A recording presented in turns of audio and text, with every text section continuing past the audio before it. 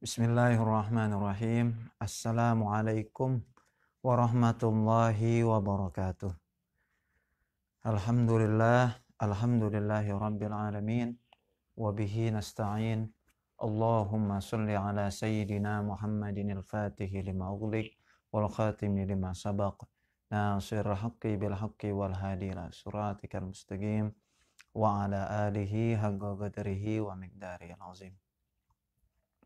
Allahumma inna nas'aluka al-futuh wal munuh wal rusukh wa salahal jasadi wal ruh wa taubatan nasuh.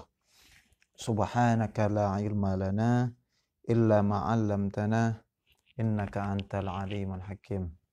Wa la haula wa la quwwata illa billahil aliyyil azim. Rabbi shrah li sadri wa yassir li amri wa halul 'uqdatam min lisani yafqahu qawli. Alhamdulillah, segala puji bagi Allah Subhanahu wa Ta'ala yang telah memberikan kita banyak sekali nikmat, terkhusus adalah nikmat iman dan selanjutnya adalah nikmat sehat.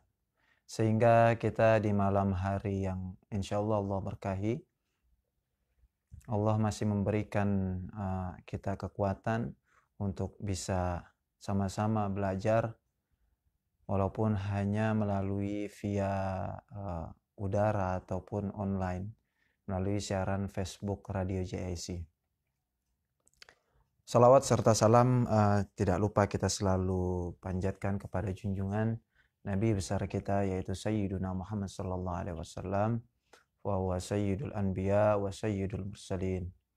Maka salah satu bentuk rasa syukur kita kehadirat Nabi Muhammad sallallahu alaihi wasallam yaitu dengan memperbanyak bacaan sholawat yang kita hadiahkan untuk Nabi kita Nabi Muhammad SAW.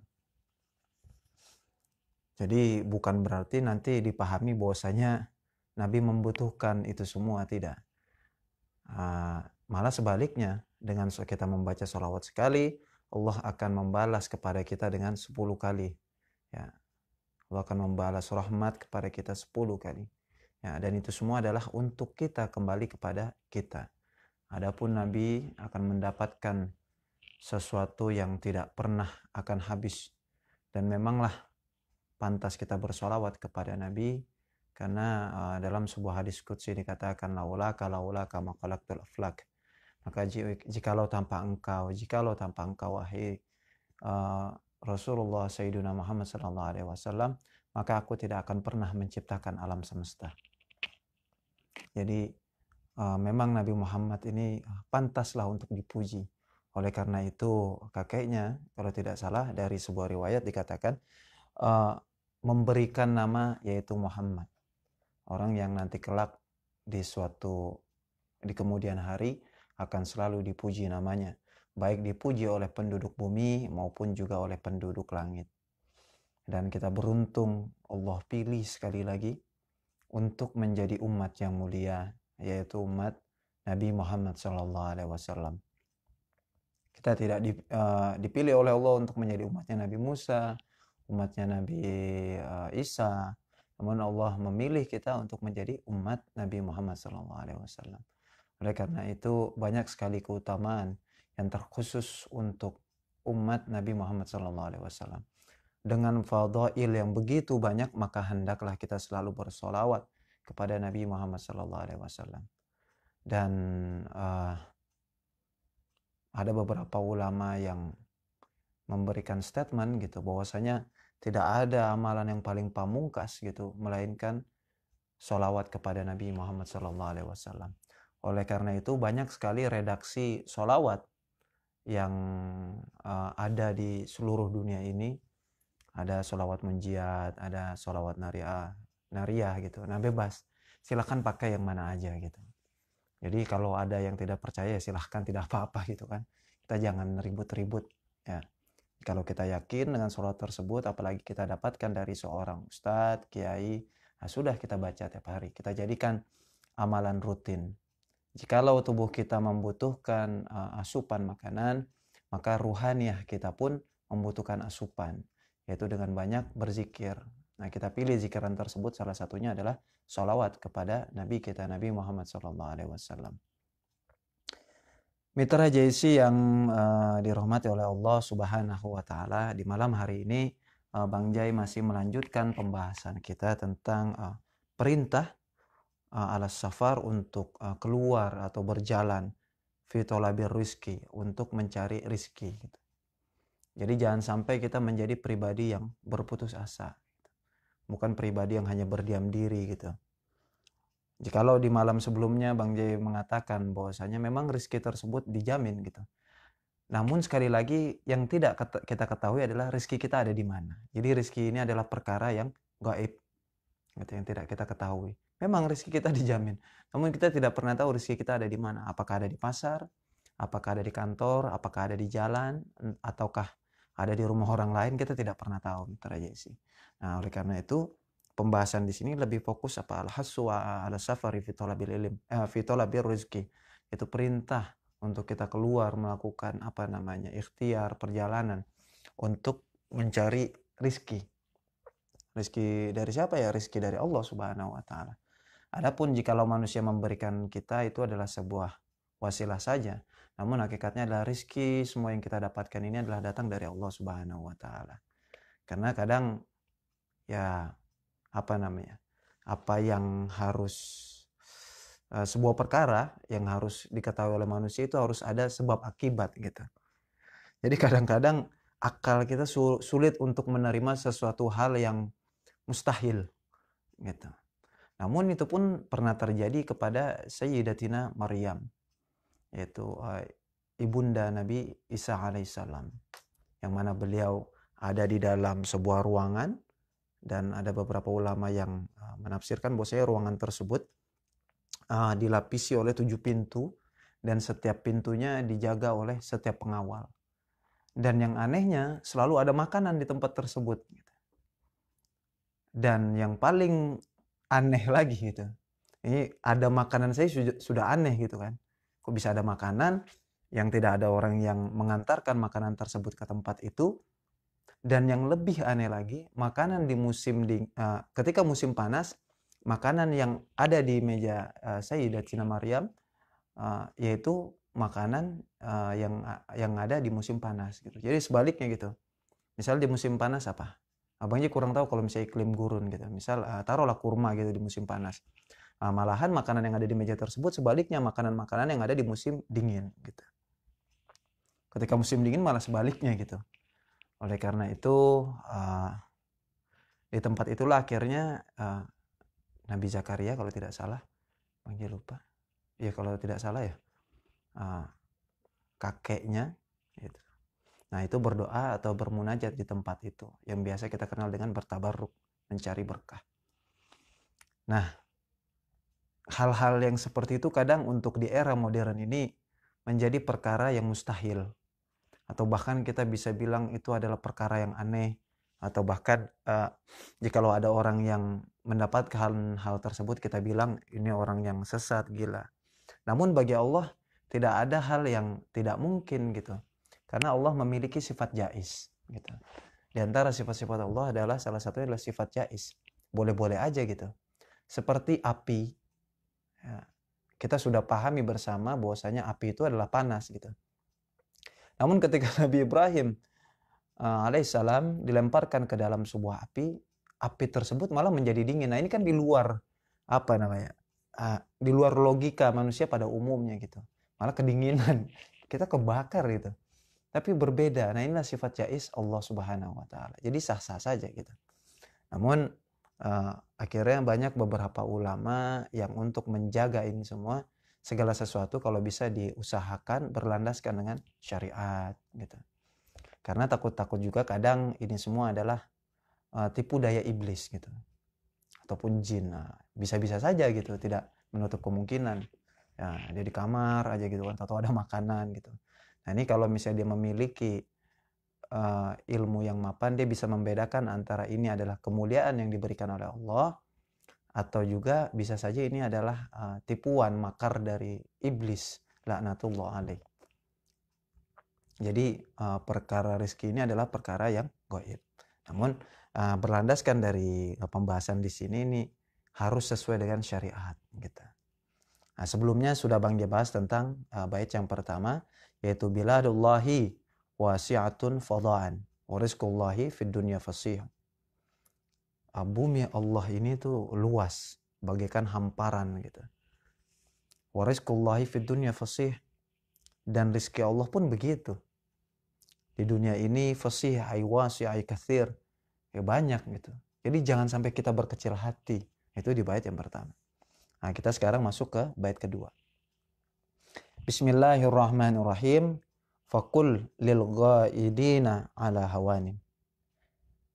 Maka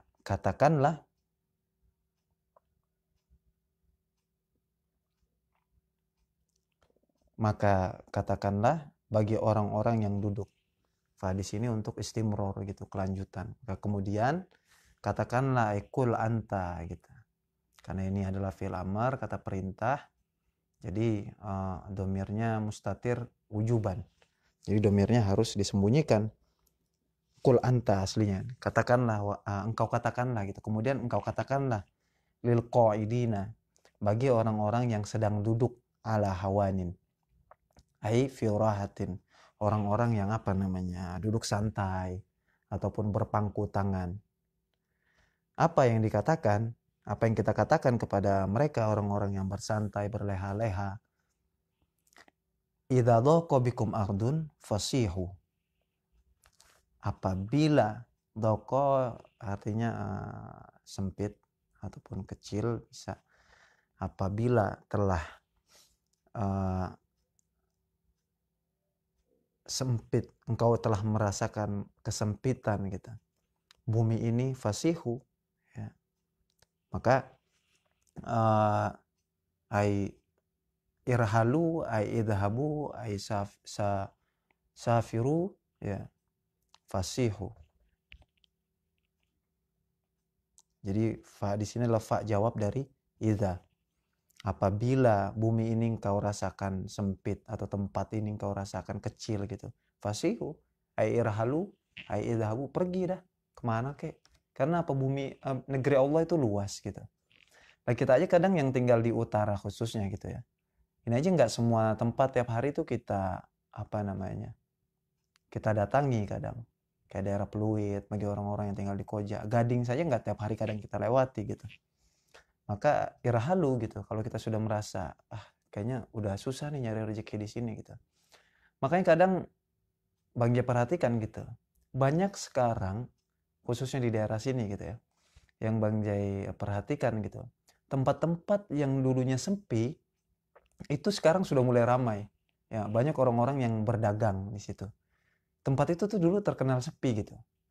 Namun sekarang kok malah banyak yang dagang gitu. Nah, inilah irhalu, coba cari tempat lain gitu. Kalau udah tempat di sini ramai, misalnya depan Islamik sudah ramai, ya cari tempat lain gitu.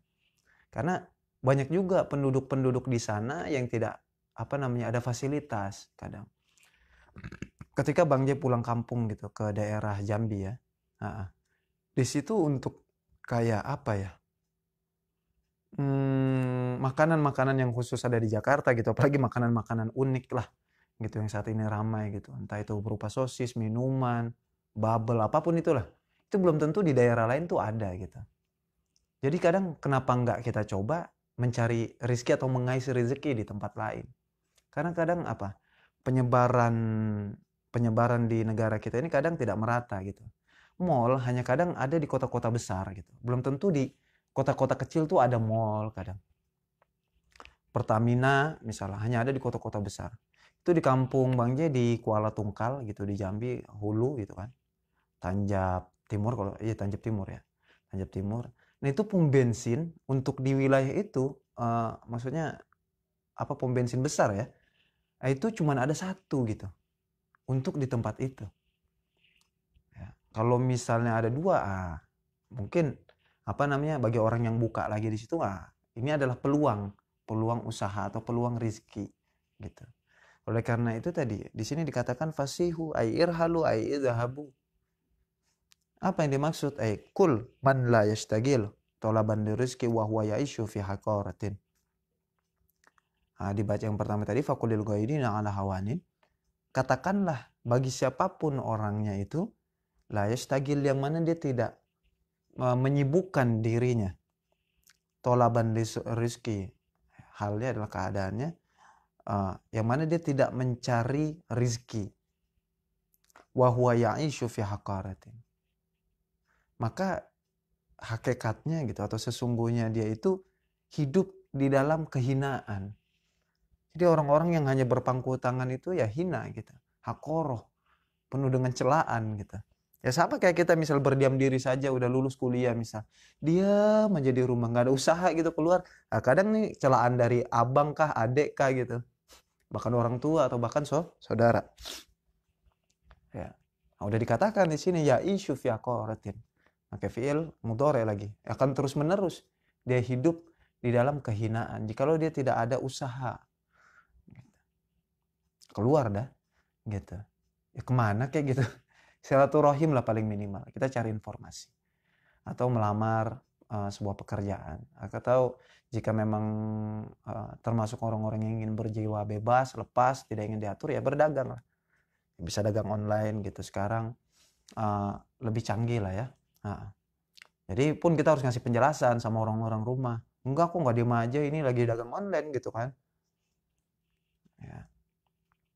Atau udah naruh iklan kemana aja kadang kan, iklan lewat WhatsApp, kemudian Facebook misal, ataupun YouTube dan berbagai macam media gitu sudah kita iklankan. Nah, ini adalah bukti ikhtiar kita gitu. Nah ini sih sebenarnya lebih dianjurkan untuk para kaum wanita gitu. Bagi mereka wanita-wanita muslimah yang berpegang teguh kepada syariat Islam untuk menjaga dirinya daripada fitnah gitu. Alangkah lebih baiknya gitu untuk ya kalau ingin menambah penghasilan misal ya suami pas-pasan gitu. Ingin mencari sampingan ya sudah jualan online dan stay di rumah aja gitu. Karena apa tadi? Anak butuh juga bimbingan orang tuanya terkhusus ibu. Dan mencari nafkah ini pun sudah menjadi sebuah kewajiban bagi seorang suami gitu. Ada di dalam kitab Uqudul Jin. Dijelaskan ya bahwasanya memang kewajiban seorang suami ini adalah mencari nafkah gitu. Jadi jangan mau enaknya aja kadang gitu kan kita nikah gitu. Nah, sudah selesai gitu. Ada kewajiban gitu. Kewajibannya apa? Yaitu mencarikan nafkah untuk keluarga-keluarga kita. Jangan sampai ketika kita menikah istri menjadi beban lagi gitu tambahan gitu. Dan juga pun menjadi seorang istri dijelaskan di dalam kitab Uqudul Jin harus juga bisa menerima berapapun penghasilan yang didapatkan oleh seorang suami kadang. Ya kalau memang pekerja harian ya sudah banyak-banyak bersyukur gitu. Ini kan kadang besar pasak daripada tiang. Jadi kebutuhan ini lebih banyak dibanding pemasukan. Kenapa kebutuhan bisa lebih banyak? Karena tadi lifestyle ataupun gaya hidup kita gitu. Ngelihat si A, wah jadi pengen ini. Itulah dulu guru saya pernah menjelaskan perbedaan antara hawa dan juga nafsu. Adapun nafsu itu ada di dalam diri kita gitu. Adapun hawa yang ada di luar yang kita lihat gitu. Ketika hawa itu kita lihat, nah baru timbullah nafsu yang disebut hawa nafsu, nanti akan saling beradu gitu. Maka kadang orang yang sering banyak melihat, ini akan timbul keinginan, pengen ini, wah ngeliat si A punya motor ini, pengen Coba kalau misalnya kita nggak ngelihat gitu.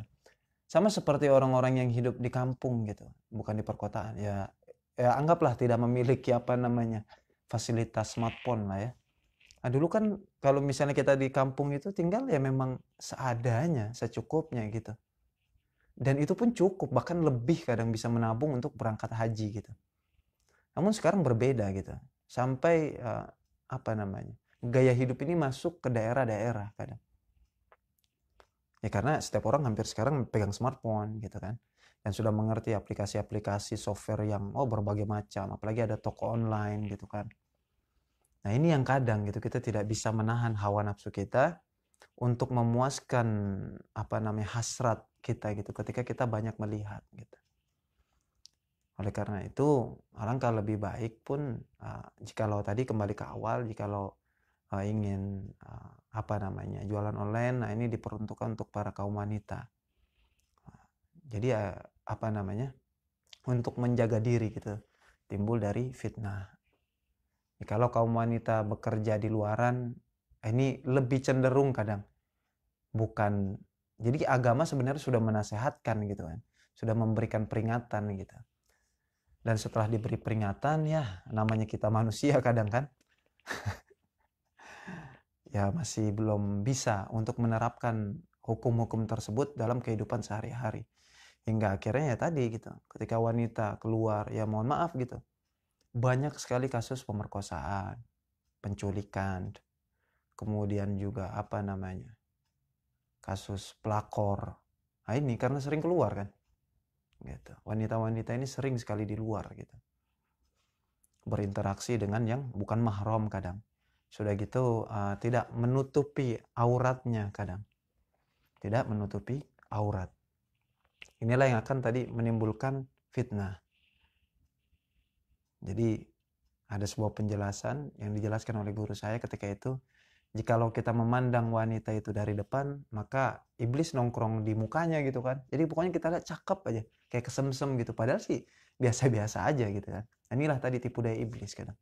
Jikalau kita berjalan di belakang seorang wanita, maka iblis tersebut akan nongkrongin gitu istilahnya di bagian duburnya gitu. Nah, inilah yang harus kita jaga, yaitu godul basor, menjaga pandangan. Usikum wa nafsi bitaqwallah. Walaupun untuk saat ini ya sulit gitu untuk di daerah perkotaan. Namun minimal di hati kita berusaha untuk mengingkari, kita meyakini bahwasanya perkara tersebut adalah perkara yang memang diharamkan dalam agama. Itu melihat yang bukan mahram, apalagi aurat-aurat yang diharamkan. Usikum wa nafsi bitaqwallah. Jadi ya kita latihan pelan-pelan saja gitu ya. Nah, jadi tadi ya, jadi kalau kita sudah merasa sempit ya, orang-orang yang hanya berpangku tangan ya, kita berikan nasihat kepada dia bahwasanya jika engkau terus seperti itu maka engkau akan dihina, dicela gitu. Bukan hanya dirimu tetapi keluargamu, saudara-saudaramu. Wah, itu tuh si A di rumah mulu. Wah, itu tuh si B, ada aja dah. Ya. Namanya mulut orang kita kan kagak tahu. Ada yang si A ngomongin, si B ngomongin, sampai Z lah. Pokoknya panjang. Padahal sih dia jualan online gitu. Cuman kadang malas cerita kali ya, jarang berbaur dengan masyarakat. Cuman ya beginilah. Ya. Nah, tipu daya iblis, kita harus berhati-hati. Nah, kemudian di sini diperintahkan fashtagil tolaban lirizqi gitu. Maka hendaklah engkau menyibukkan dirimu untuk mencari rizki gitu. Jangan engkau hanya diam saja, tidak ada kegiatan gitu.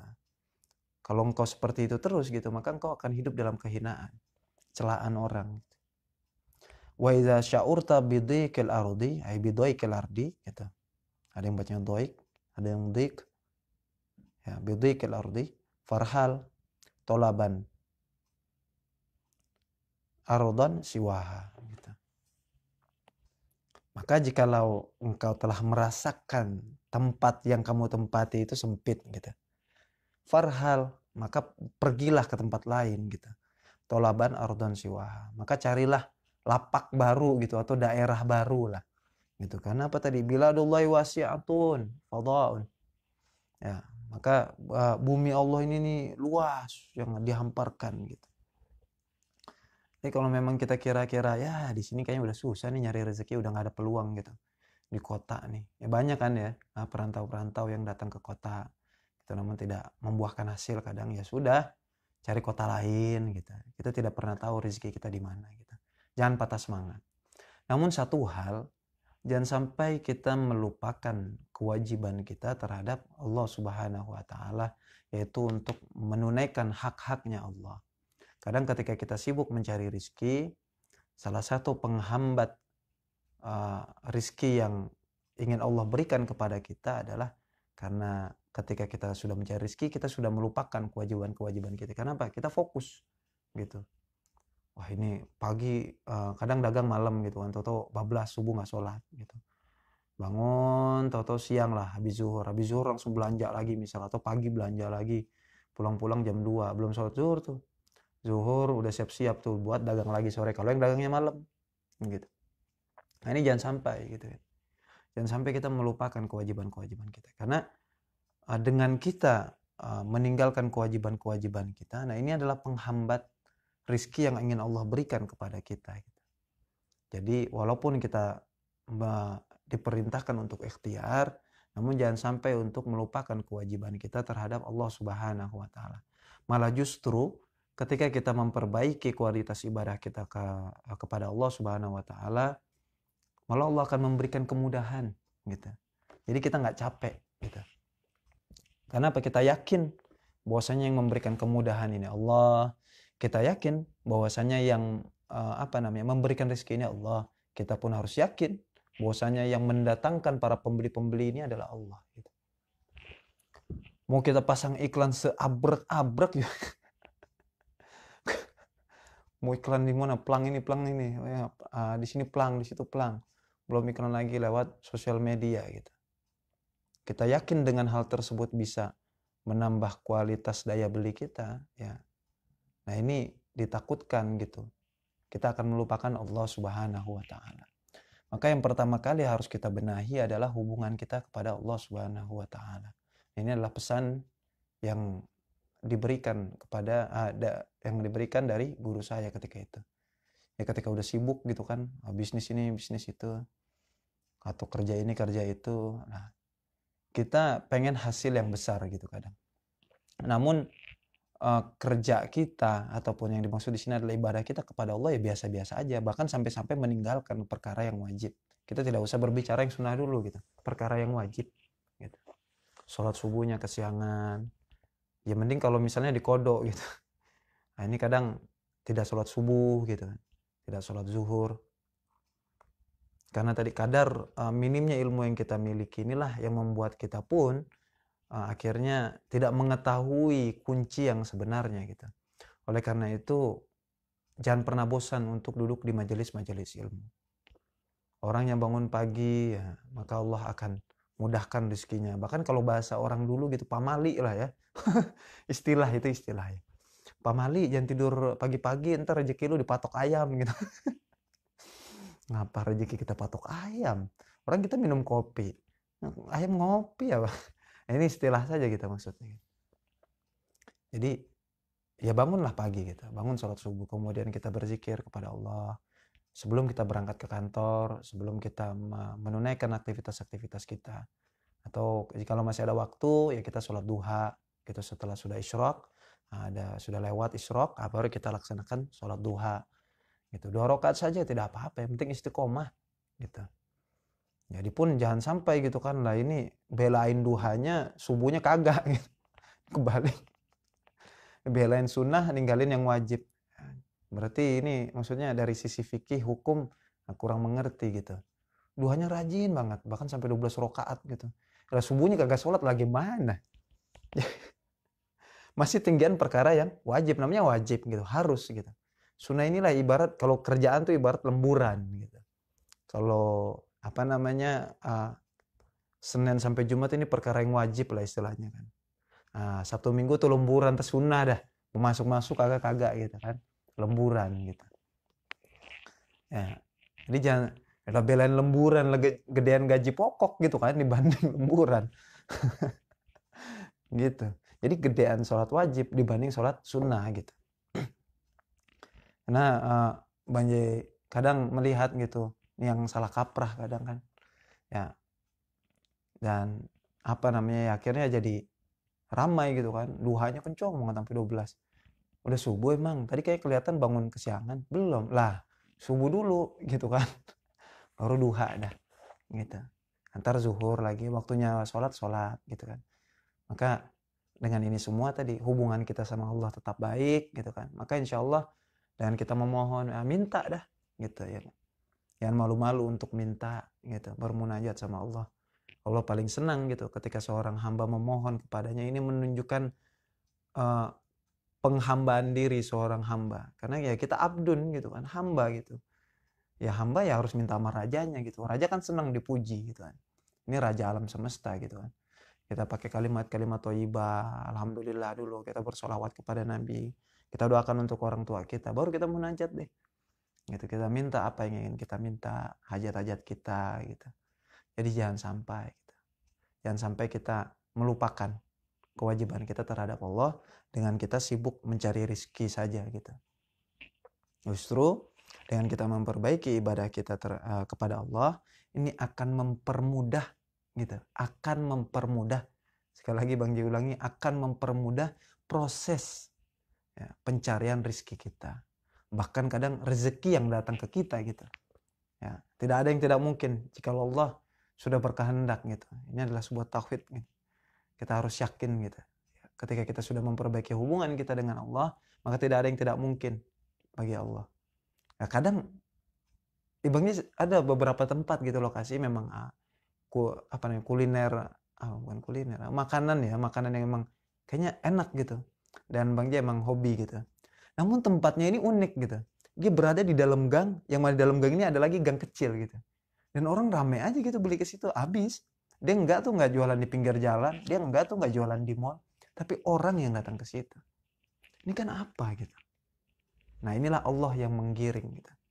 Allah yang menggiring ke tempat tersebut. Mungkin dia bangun ibadah malamnya bagus gitu. Ya, dia tiap malam bermunajat kepada Allah. Yang jual mah ya nenek gitu, udah tua banget gitu. Tapi dia buka jam 1 atau habis zuhur gitu, setengah 1. Itu jam 2 udah habis kadang. Cepet aja gitu habis. Nah ini kan enggak, kadang itu jualnya dari sore gitu sampai jam 12 malam. Enggak habis-habis. Kalau laku 1, 2. Ada yang jualan dari pagi gitu jam 7, balik jam 5 sore. Enggak laku sama sekali kadang. Ya. Karena apa? Kita harus cari ada beberapa titik-titik mungkin atau rumus kita yang salah gitu, atau yang kurang tepat lah ya. Nah, kita terlalu banyak mengandalkan diri kita gitu. Akhirnya kita melupakan bahwasanya Allah lah yang Maha Pemberi rezeki. Kan di Asmaul Husna dikatakan Ar-Razzaq, salah satu sifat Allah yang Maha Pemberi rezeki gitu ya. Jadi kita iringi usaha kita dengan ibadah kita kepada Allah Subhanahu wa Ta'ala. Jangan sampai melupakan hal tersebut gitu. Insya Allah Allah akan mempermudah gitu. Jadi tetap kita harus berikhtiar, kemudian juga jangan sampai lupa untuk memperbaiki kualitas atau hubungan kita kepada Allah Subhanahu wa Ta'ala, dan yang terkhusus adalah perkara-perkara yang wajib. Itu sholat 5 waktu, sholat Jumat. Ini jangan sampai nih para pedagang misal.